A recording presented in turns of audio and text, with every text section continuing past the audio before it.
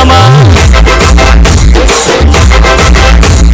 దోస్తర దీనందమా దోస్తి గట్టుకుందమా దోస్తర దీనందమా దోస్తి గట్టుకుందమా కావ్య కృష్ణన్నతో దండు గట్టి పోదమా కావ్య కృష్ణన్నతో దండు గట్టి పోదమా తెలుగుదేశ జెండా బట్టి దండును నడిపిద్దమా దోస్తర అరే దోస్తర దోస్తర దీనందమా దోస్తి గట్టుకుందమా కావ్య కృష్ణన్నతో దండు గట్టి పోదమా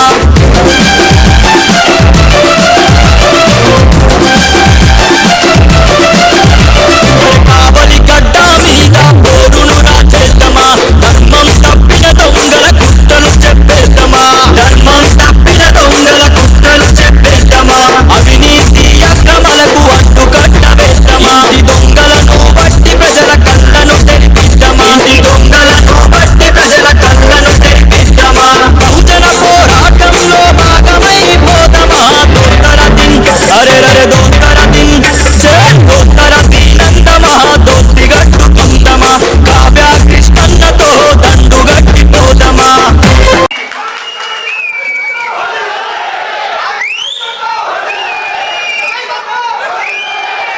సభకి నమస్కారం. ఈనాటి సభకి నన్ను ఆశీర్వదించాలని, నన్ను హక్కులు చేర్చుకోవాలని, నన్ను గెలిపించాలని, నాకు అండగా ఉండాలని, కావలి తెలుగుదేశం పార్టీని గెలిపించాలని మీరు అందరూ ఇక్కడికి విచ్చేసినటువంటి కార్యకర్తలందరికీ పేరు పేరున తల వంచి ధన్యవాదాలు తెలియజేస్తున్నా. ఈరోజు నాకు తెలుగుదేశం పార్టీ నూతన బాధ్యతలు కావలి నియోజకవర్గ విద్యార్థిగా అభ్యర్థిగా నాకు ఇచ్చినందుకు నన్ను ఆశీర్వదించడానికి వచ్చిన మాజీ మంత్రి వర్యులు సోమిరెడ్డి చంద్రమోహన్ రెడ్డి అన్నగారికి ప్రత్యేకంగా ధన్యవాదాలు తెలియజేస్తున్నా. నాకు మిత్రులు దాదాపు 24 సంవత్సరాల నుంచి మిత్రుత్వంలో ఉన్నటువంటి మిత్రులు ఈరోజు నాకు టికెట్ వచ్చే దాంట్లో కీలక పాత్ర పోషించినటువంటి పేద రవిచంద్ర గారికి శిరస్సు వంచి నమస్కరిస్తున్నా.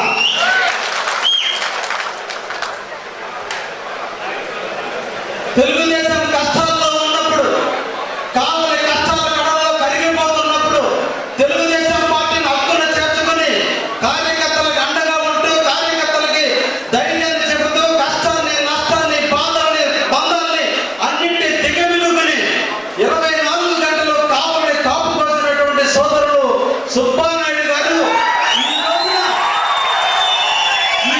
నాకు బాధ్యతలు ఇస్తున్నందుకు అన్నా నీ బాధ్యతలు నీ తమ్ముడు స్వీకరించిన ఎప్పటికీ గురువుగా మిత్రుడుగా అండగా నువ్వు ఉంటావని కూడా ఈ సందర్భంగా నీకు కూడా ప్రత్యేక ధన్యవాదాలు తెలియజేస్తున్నాను. నన్ను ఆశీర్వదించాలని, కావలి తెలుగుదేశం పార్టీని అఖండమైన మెజార్టీతో గెలిపించాలని ఈ రోజు మీ ముందుకు నన్ను ఆశీర్వదించడానికి వచ్చిన అజీజ్ భాయ్ గారికి ప్రత్యేక ధన్యవాదాలు తెలియజేస్తున్నా. మిత్రుడు చిరకాల స్నేహితులైనటువంటి మాజీ ఎమ్మెల్యే కొల్లి రామారావు గారికి, సహచర కందుకూరు ఇన్ఛార్జి నింటూరు నాగేశ్వరరావు గారికి, అదేవిధంగా చేజర్ల వెంకటేశ్వర రెడ్డి గారు, అన్నం రవిచంద్ర గారు, చంద్రశేఖర్ గారు, మన ఎమ్మెల్సీ రాంగోపాల్ రెడ్డి గారు, ఒక డైనమిక్ కడప బాంబు లాంటి వ్యక్తి, జగన్ ఒళ్ళో తిన్ను వదిలిపెట్టే గ్రానైట్ మన రాంగోపాల్ రెడ్డి గారు. ఈ రోజు ఈ రాష్ట్రంలో తెలుగుదేశం గెలవబోతుందని సంకేతాలు ఇచ్చేదానికి నిదర్శనం ఏంటంటే జగన్ గడ్డలో ఎమ్మెల్సీగా గెలిచి నిరూపించి చూపించినటువంటి రాంగోపాల్ రెడ్డి గారు. వారికి ప్రత్యేకంగా మనం ధన్యవాదాలు తెలియజేయాలి. అదేవిధంగా ఇప్పటి వరకు కావలి నియోజకవర్గంలో ఇన్ఛార్జిగా అంటే సుబ్బానాయుడికి సోదరుడుగా ఈ ప్రాంతానికి ఉన్నటువంటి బొమ్మ సురేంద్ర గారు, అదేవిధంగా పోలిశెట్టి గారు, మధు గారు, మిగతా కార్యకర్తలు అందరూ కూడా పేరు పేరున ధన్యవాదాలు తెలియజేస్తున్నా. ఈ రోజు నా అదృష్టం, ఈ రోజు కావలిలో నాకు ఎమ్మెల్యేగా టికెట్ ఇచ్చిన తెలియగానే ఒక సేవ, ఒక సంఘ సంస్కర్త, ఈ ఒక క్రిస్టియానిటీలో ఆ కమ్యూనిటీకి 7 లక్షల కోట్ల ఆధిపత్యానికి ఎగ్జిక్యూటివ్ డైరెక్టర్గా ఉన్నటువంటి దివాకర్ గారు కావలి గడ్డ మీద మొట్టమొదటిసారి నన్ను దీవించడానికి వచ్చినందుకు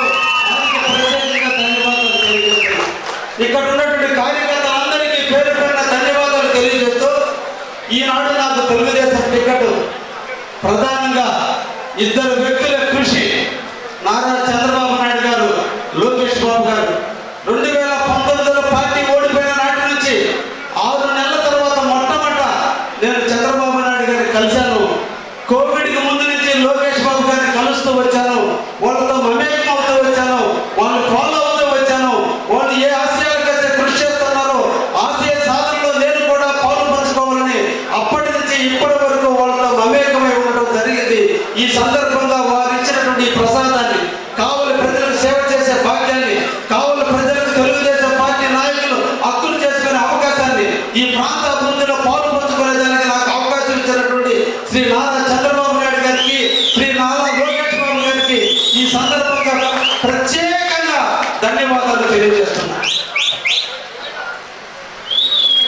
సోదరులారా, ఈ రోజున మన కావలి ఒక క్లిష్టమైన పరిస్థితులు ఎదుర్కొంటుంది. బహుశా నెల్లూరు జిల్లా హిస్టరీలో ఇటువంటి దుర్భరమైనటువంటి పరిస్థితి ఎప్పుడు కూడా మన కావలిలో లేదు. 1952లో మొట్టమొదటి ఎలక్షన్ జరిగి బద్దల రామకృష్ణారెడ్డి నుంచి వరకు కూడా నిన్నటి బేదా మస్తానరావు వరకు కూడా ఎప్పుడు కూడా కావలిలో ఇటువంటి అరాచకాలు జరగల.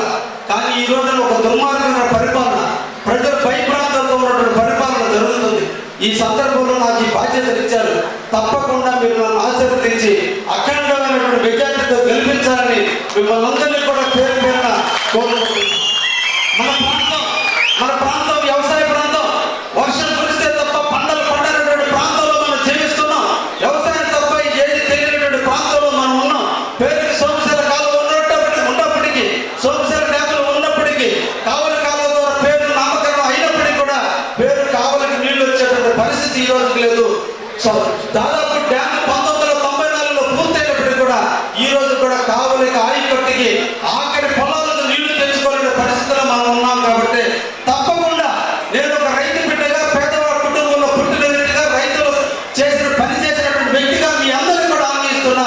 ప్రతి ఎకరానికి నీళ్లు తెచ్చేదానికి, ఈ ప్రాంతంలో రైతుల జీవితాల్లో ఆనందాన్ని నింపేదానికి, రైతుల కళ్ళలో ఆనందం కోసం తప్పకుండా ప్రతి ఎకరానికి నీళ్లు తెచ్చేదానికి, సోమశిల డ్యామ్ నుంచి నీళ్లు తెచ్చేదానికి 100% కృషి చేస్తానని మీకు ఈ సందర్భంగా మీకు తెలియజేస్తున్నాను. ఇంకో రెండో పక్క మన ప్రాంతాన్ని పారిశ్రామికంగా అభివృద్ధి చేసుకోవాల్సిన అవసరం ఉంది. ఈ కావలికి ఎంతమంది పాలకులు వచ్చినా అభివృద్ధి చేశారో లేదో తెలియదు, కానీ మన నారా చంద్రబాబు నాయుడు గారు మాత్రం రవిచంద్ర గారి ఆధ్వర్యంలో ఈ కావలిని అభివృద్ధి చేయడానికి కంకణం కట్టుకున్నటువంటి వ్యక్తి శ్రీ నారా చంద్రబాబు నాయుడు గారు. ఈ రోజు కావలి దక్షిణ వైపున, కావలికి దక్షిణ వైపు విమానాశ్రయ కేంద్రాన్ని ఈరోజు తీసుకురావడం జరిగింది. దాదాపు 1300 ఎకరాలు ల్యాండ్ అక్విజిషన్ ద్వారా తీసుకున్నారు. వాళ్ళు డిపిఆర్ తయారైంది, ఎస్టిమేషన్ తయారైంది, టెండర్లు తయారైంది. ఈ రోజు ఎయిర్పోర్ట్కి శ్రీకాకుళం పెడితే ఆ ఎయిర్పోర్ట్ లో గ్రామం ఎత్తుకోవడం కోసం, ఆ ఉండేటువంటి గ్రామం నాణ్యమైన గ్రామం కాబట్టి ఆ గ్రామాన్ని దోచుకోవడం కోసం ఈ రోజు స్థానిక ఎమ్మెల్యే అక్కడ ఎయిర్పోర్ట్ రాకుండా పక్కకు పంపించాడు. అదే అక్కడ విమానాశ్రయం వస్తే, ఆ చుట్టుపక్కల ఈ రోజు ఇండస్ట్రీస్ వస్తే మన పిల్లలకి అక్కడ ఉద్యోగాలు వస్తాయి. ఆ విధంగా పారిశ్రామిక అభివృద్ధి జరుగుతుందని రూపకల్పన చేసినటువంటి వ్యక్తి శ్రీ రవిచంద్ర గారు, నెక్స్ట్ మన నారా చంద్రబాబు నాయుడు. ఈ రోజున కావలికి ఉత్తర వైపున రామాయపట్నం పోర్టు వస్తుంది. దాదాపు 5000 ఎకరాలు ల్యాండ్ అక్విజిషన్ లో తీసుకోవడం జరుగుతుంది. ఎక్కడ 5000 ఎకరాలు ఈ రోజు ల్యాండ్ అక్విజిషన్ తీసుకుని ఇండస్ట్రీలు రూపకల్పన జరిగి ఇండస్ట్రీలు ఏర్పాటు చేయడం జరిగితే మొట్టమొదటి బాగుపడే పట్టణం, మొట్టమొదటి బాగుపడే నియోజకవర్గం ఏదన్నా ఉందంటే కావలి నియోజకవర్గం. మన బిడ్డలందరూ ఎక్కడికో పోయి ఉద్యోగాలు చేయాల్సిన అవసరం లేదు. మన కళ్ళ ముందే ఉంటూ, మన ప్రాంతంలో ఉంటూ, మన ప్రాంతంలోనే జీవిస్తూ ఈ రోజు మన పక్కన ఇండస్ట్రీలో ఉద్యోగాలు చేసేదానికి నాంది పలికినటువంటి వ్యక్తి చంద్రబాబు నాయుడు గారి విషయాన్ని కూడా మనందరం కూడా గుర్తు పెట్టుకోవాలి. కాబట్టి ఒక పక్క అగ్రికల్చర్ పరంగా, రెండో పక్కన ఇండస్ట్రీ పరంగా కావలి అభివృద్ధి చెందితే ఒక్కసారి ఊహించుకోండి కావలి ఎంత అభివృద్ధి చెందుతుందో. తద్వారా మన అందరి జీవితాల్లో కూడా బాగుపడతాయనే విషయాన్ని కూడా మీ అందరికీ తెలియజేస్తూ, ఈ విధంగా వ్యవసాయ రంగాన్ని కానీ, పారిశ్రామిక రంగాన్ని కానీ అభివృద్ధి చేయడంలో నేను నిరంతరం మీ ముందుంటానని కూడా సందర్భంగా మీకు తెలియజేస్తున్నాను. ఇకపోతే మీకు అందరికీ కూడా చెప్పాల్సినటువంటి విషయం, దాదాపు 2014 నుంచి 2019 వరకు తెలుగుదేశం కార్యకర్తలు మీరందరూ కూడా తెలుగుదేశం పార్టీలో ఉన్నప్పుడు పార్టీని బతికించే కోసం, పార్టీ గౌరవాన్ని పెంచేందుకు, పార్టీ యొక్క ప్రతిష్టను దిగజార్చకుండా పార్టీ ప్రతిష్ట గ్రామాల్లో నింపేందుకు మీరందరూ కూడా ఖర్చు పెట్టి ఎన్నో వందల వర్కులు మీరు చేసి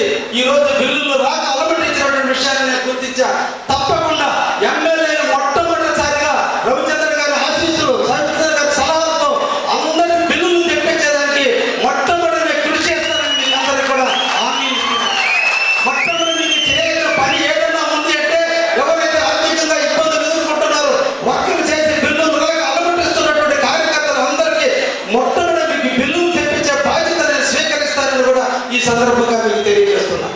అదేవిధంగా ఈరోజు తెలుగుదేశం పార్టీ కోసం 4.5 సంవత్సరాల పాటు మీరు కష్టపడ్డారు, నష్టపోయారు, కేసులు పెట్టించుకున్నారు, అన్ని రకాల ఇబ్బందులు పడ్డారు. ఆ ఇబ్బందుల నుంచి మొట్టమొదటి నేను చేయాల్సినటువంటి పని మీ పైన పెట్టిన అక్రమ కేసులన్నింటినీ తీసేసేదానికి తప్పకుండా ప్రయత్నం చేసి కేసులన్నీ రూపంలో పెట్టగా నేను ప్రయత్నం చేసే దాంట్లో విజయం సాధించి మీకు అందరికీ ఆనందింపజేస్తానని కూడా ఈ సందర్భంగా ఎంతమంది మేధావుల సమక్షంలో మీకు హామీ ఇస్తున్నాను. తప్పకుండా 100% ప్రతి కేసుని లోక్ అదాలత్ ద్వారా కావచ్చు, ప్రభుత్వంలో ముఖ్యమంత్రి గారికి తెలియజేసి కావచ్చు, ఇక్కడ పెద్దలందరూ సహాయ సహకారాలతో ప్రతి కేసును తీసేసి మిమ్మల్ని రక్షించుకునేదానికి నేను ముందుంటానని కూడా ఈ సందర్భంగా మీకు తెలియజేస్తున్నాను. అదేవిధంగా మీకందరికి ఇంకొక హామీ కూడా ఇస్తున్నా. ఇప్పటి వరకు రాజకీయాలు ఎలా జరిగినా నాకు తెలియదు. మీకందరికీ ఈ సందర్భంలో కూడా నేను హామీ ఇవ్వాలి. ఈ రోజున తెలుగుదేశం పార్టీకి ఏ ఒక్క కార్యకర్త అయితే కష్టపడ్డాడో ఆ కార్యకర్తలు తప్ప ఎలక్షన్ అయిపోయిన తర్వాత నా దగ్గర ఏ కార్యకర్త వచ్చినా అవతల పార్టీ చేర్చుకోవాలని నేను నమ్మిన రాఘవేంద్ర స్వామి సాక్షిగా మీకు హామీ ఇస్తున్నాను. పోస్టింగ్ లోనే అడ్డు రావుతుంది, ఒక చిన్న పోస్టింగ్ లోనే అడ్డు రావుతుంది. ఆ పోస్టింగే ఈ రోజు ఇక్కడ కృష్ణారెడ్డి అభివృద్ధి అయ్యేది. ఎందుకంటే అంత ప్రమాదం అయింది. ఆయనకి నాకు వ్యక్తిగతంగా ఏం లేవు, ఎటువంటి విభేదాలు లేవు, అన్ని మర్చిపోయి చంద్రబాబు నాయుడు గారి సమక్షంలో అందరూ ఒకటి అయిపోయి అటువంటి ప్రమాదాలు దారి తీశారు. ఈరోజు మళ్ళీ ఇప్పుడు 15 రోజులుగా చూస్తున్నాం. ఒకవైపున వైకాపా ట్రాక్ లో మన వాళ్ళు కూడా వాటిని అటు ఇటు ఫార్వర్డ్ చేస్తున్నారు. మన వైపు సుబ్బానాయుడు ఏదైనా పెట్టి సుబ్బానాయుడు అభిమానులు ట్రోల్ చేస్తారు. కృష్ణారెడ్డి గారు కొత్తగా వచ్చారు కాబట్టి ఎవరన్నా పెట్టి కృష్ణారెడ్డి గారి అభిమానులు ట్రోల్ చేస్తారు. మధ్యలో నాన్నగా కూడా పెట్టుకున్నారు. కానీ భరించాలి, ఎందుకంటే పరిస్థితులు మా చేతుల్లో లేవు. కాబట్టి నేను ఒకటే మీకు చెప్పదలుచుకున్నా, నాకు కూడా బాధేసింది. సుబ్బానాయుడు ఒక ఆయన 8 కోట్లు డీలు, ఒక ఆయన 15 కోట్లను కడుతున్నాడు, ఒక ఆయన ఇష్టం ప్రకారం. ఎందుకంటే మన మధ్యలో సమస్యలు సృష్టి. నేను ఒకటే చెప్పదలుచుకున్నాను, కావ్య కృష్ణారెడ్డి జిల్లా రవిచంద్ర చెడ్డీ వేసుకునే రోజుల్లోనే సుబ్బానాయుడు కుటుంబం ఒక మండలాన్ని జిల్లా రాజకీయాల్లో మేము రాజకీయాల్లో లేని రోజుల్లోనే వాళ్ళ తండ్రి మాలేపాటి రామానాయుడు గారు, నల్లపరెడ్డి శ్రీనివాసరెడ్డి, సోమిరెడ్డి జగన్మోహన్ రెడ్డి, దైగా నరసింహారెడ్డి గారు పెద్దవాడ కుటుంబాలతో రాజకీయాలు నడిపెట్టుకోవడం గౌరవంగా అడిగి ముందుకు వచ్చేవాళ్ళు ఏం పనులు వచ్చారు, ఏ కాన్స్టిట్యూన్సీ కోసం వచ్చారని అడిగితే అన్నాను, సార్ మేము చూడడానికి వచ్చాను, మీరు సపోర్ట్ ఇవ్వడానికి వచ్చారు, మీరు పడే శ్రమను చూసి వచ్చాను, మీరు పడే కష్టాలు చూసి వచ్చాను, నేను చూశాను, చాలా సంతోషం ఉంది సార్. నేను ఏమో లేదు కాబట్టి అడగను, మాకు అవసరం లేదు అని మీరు చూడడానికి వచ్చాను అన్నారు. అవును సార్, ఒక ఫోటో తీసుకుని అనిపించింది. నేను అడిగాను, నవ్వే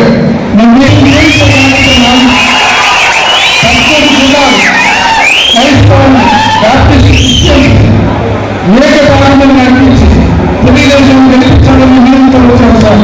అందరూ చాలా సంతోషపడ్డారు. కలిసి మరి చెప్పారు, చాలా సంతోషం. ఆ తర్వాత నేను ఆలోచించాను, ఆలోచిస్తాను సీట్ ఇచ్చారు. నేను 3 సీట్ ఇస్తానని తీసుకున్నాను.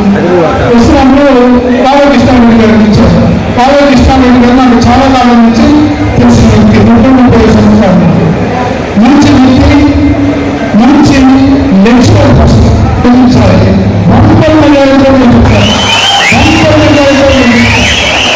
ఆలోచనతో ఆమె ఇంటికి వస్తున్నాడని తెలిసి ఏం చేయాలి, మనం చంద్రబాబు నాయుడు పార్టీకి మనం ఏం చేయాలి అని నిర్ణయించుకొని వాళ్ళు వచ్చిన ప్రామిస్ చేశారు.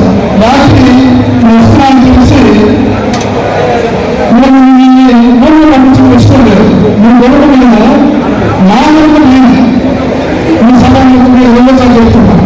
నేను దాని కోసం ఉపవాసం ఉండి గురువులను ప్రార్థిస్తూ ఉంటాను, సభలు చేస్తుంటాను, ప్రతి గురువు తిరుగుతాను,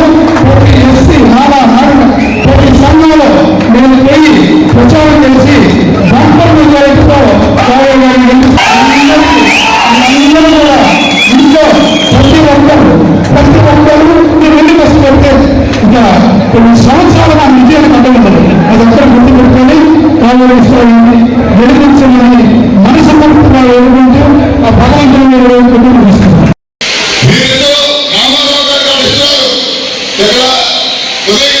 మీకు కావాలి ఇవ్వలేదు కందుకూరు నాయకులు మీకు ముగ్గురికి కొనసాగకుండా మీకు ఇవ్వలేదు. సుబ్బారాయుడు చదువుకోవాలి, మీకు ఖచ్చితంగా ఎంఎల్ చేస్తానని మా అవసరం చేశాడు. నేను ఒకటే చెప్తున్నా, చంద్రబాబు నాయుడు గారు ఆ మాట నిలబెట్టుకుంటే ఆయనకి మాకుంటే ఒక దైవం లాగా చూస్తున్నాం. మా అధ్యక్షుడు ఈ జాతీయ అధ్యక్షుడు ఆయన, నేను ఒకటే ఆయన మాటకి ఒక్క మాట ఎదురు చెప్పలేదు. నేను ఏ కాదు ఎవరికి బాగలేదన్నా, ఎవరికి తినాలన్నా, ఎవరు జరిగినా దేనికి కాదన్నా ఇక్కడ అందరూ ఉన్నారు చెప్పమని. కాలం నేర్చుకోవడంలో ఏ నుంచి చెవికి ఎవరు హాస్పిటల్లో ఉన్నారన్నా నా చేత సహాయం చేశా. మీరందరూ నాకు సహకరించారు. నేను ఒకటే చెప్పాలి, నేను తెలుగుదేశం పార్టీ నేను పడ్డ కష్టాన్ని గుర్తుపెట్టుకొని నాకు న్యాయం చేస్తే ఈ రాష్ట్రంలో తెలుగుదేశం పార్టీ నాయకులు కూడా కాపాడుకోగలం. మీరు ఒకటి ఈ కాలంలో ఒక్కొక్క అధికారి నన్ను చిన్న చూపు చూశాడు. నేను పోతే కింద కూర్చున్నా, రైతులకు ధాన్యం డబ్బు కావాలని పోతే కనీసం ముందు ఆత్మ కూర్చోమని చెప్పన్నాను. నేను కూడా పరాభవం నేను చెప్పుకోలేకున్నాను. కింద కూర్చున్నా వడ్డీ డబ్బులు ఇస్తేనే వెళ్ళిపోతాం. అప్పుడు సివిల్ సప్లై వస్తే నేను కూర్చున్న మనసులో డబ్బులు వచ్చాయి.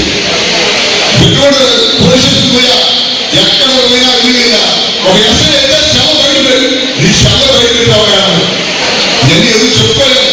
అందుకని గుర్తుపెట్టుకోండి, ఖచ్చితంగా 2024లో తెలుగుదేశం పార్టీ గెలుస్తుంది.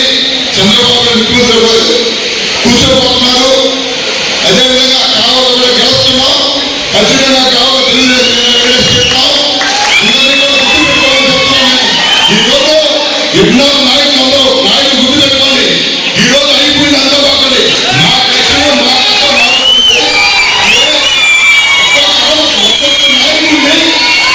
హింసిస్తున్నారు, ఒక్కొక్క నాయకుడు హింసిస్తున్నారు వైసీపీ వాళ్ళు.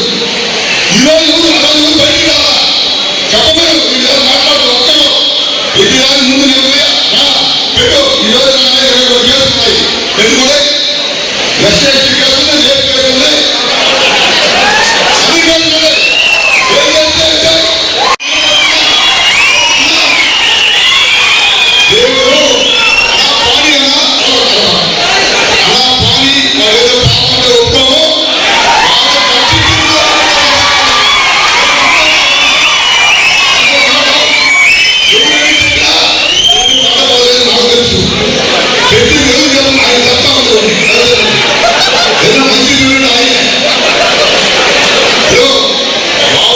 చెప్పారు.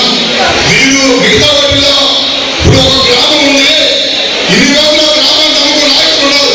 వాళ్ళు ఎవరు చేరినా ముందే నాయకుడిని కష్టం తవ్వాల్సిందే, చేయాల్సిందే.